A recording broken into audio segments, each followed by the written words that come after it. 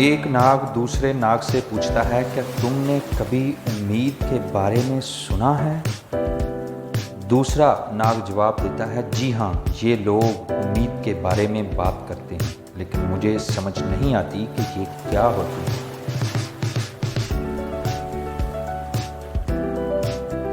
पहला नाग जवाब देता है कि उम्मीद वो खुशी है जो आदमी को मुश्किल वक्त में मदद देती है, वो राह दिखाती है।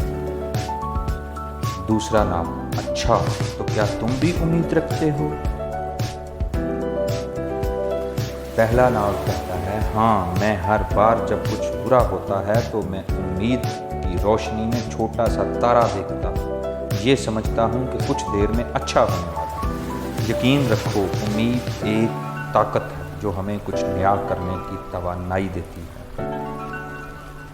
यकीन रखो, उम्मीद के रंगों से हर दिल रोशन होता है।